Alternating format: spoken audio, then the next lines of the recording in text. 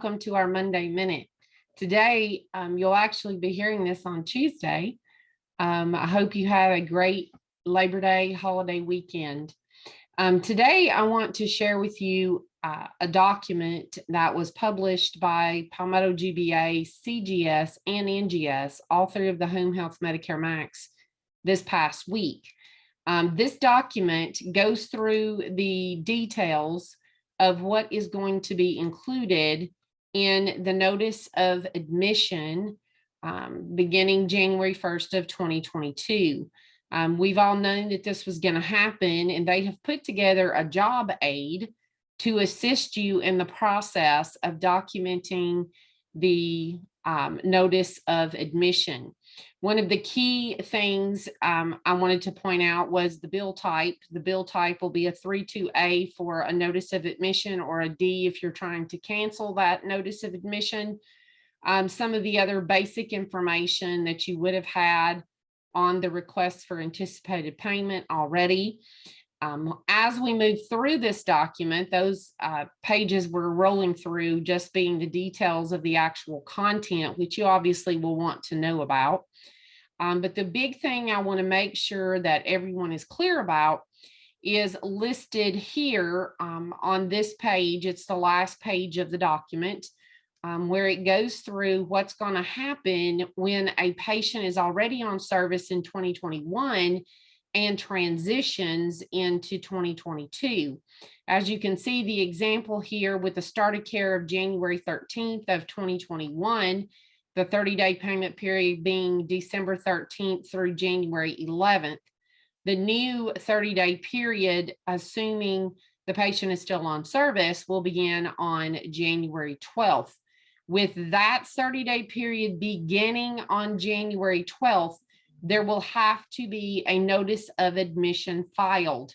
In this case, the notice of admission will be considered an interim or temporary notice of admission. They technically call it in this document a one-time artificial admission date. So there will actually be a notice of admission using the start date of January 12th, 2022.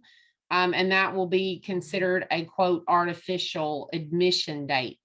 So the key point here is that the notice of admission is going to be required for every 30-day period beginning January 1st, 2022 or later.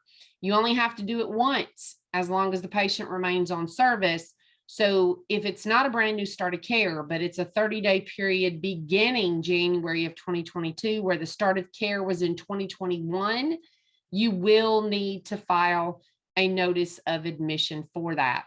At the bottom of this document, it's also giving you link to other resources.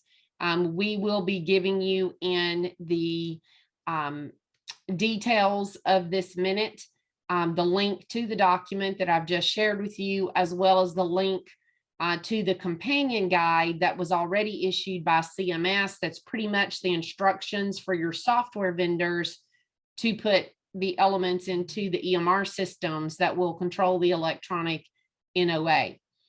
I want to thank you all for participating today. Hopefully this was information that will help you continue to prepare for the implementation of the notice of admission in January, keeping in mind again that even if the start of care is in 2021, you will have to have a notice of admission for the first 30-day period beginning in 2022. Thank you all. I hope you have an awesome week. Please stay tuned to your state and national home care associations and continue to support them. All of the disasters that have occurred over the past few weeks, we have been praying for those areas.